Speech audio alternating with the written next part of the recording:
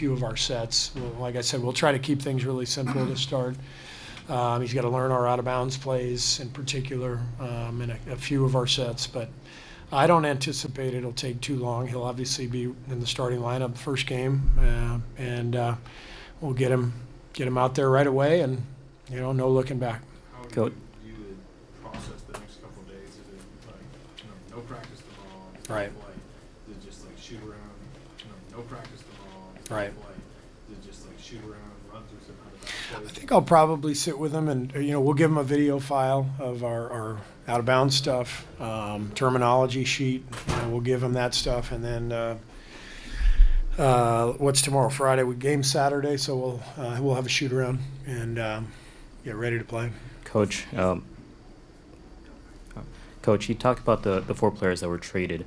As a player, you can imagine how it feels to be traded, but as a coach, how do you deal with that anxiety knowing that you don't necessarily know which players are leaving, which players are staying? How do you deal with that, and what's the message to the team? The message is that this is a business, and this is what it's about, and you have to reconcile that as a player. And it's a brutal way to go about your business, where you ask these players to commit and to sacrifice for the good of the team. You ask everything of them, and then they do that, and then you can ship them off anytime you want. It's hard to reconcile, and so it doesn't make it easier, but the worst thing you can do is not handle yourself well and when it happens, and because you are your own best asset, and you've got to be that asset for the entire league, because everybody's watching all the time. And most guys end up playing for multiple teams during their career, and the best way to handle it is just be as professional as you can and understand that it's never personal. It's just part of it. Jimmy's effort was called into question a couple of times this season, but then you see these enduring images of him slumped over the scorer's table after.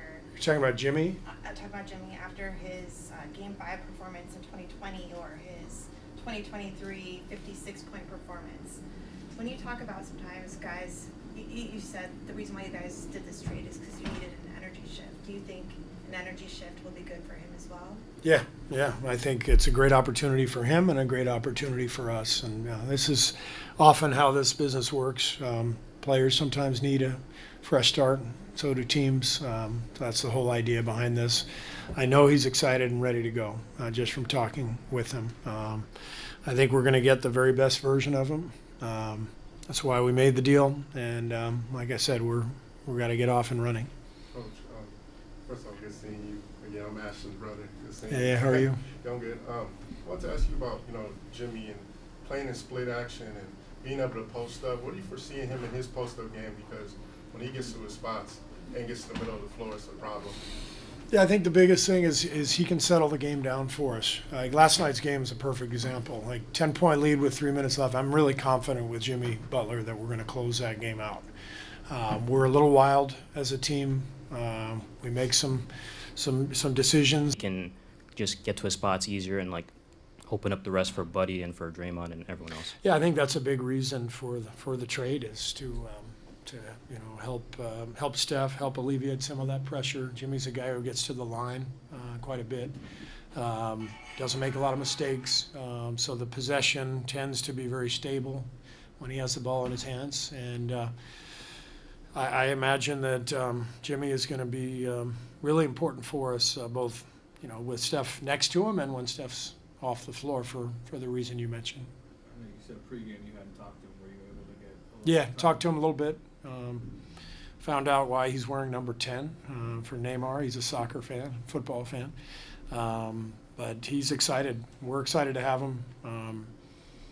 And he's excited to be here. And that's the whole point of making a big trade is, you need an energy shift. And it was obvious that this team needed one. Always tough when you make these moves like we talked about yesterday. And I hate to see our guys, our 4 guys who we traded, I hate to see them go. But you got to move on quickly in this league. Everybody does. And so we're moving forward, and we're excited.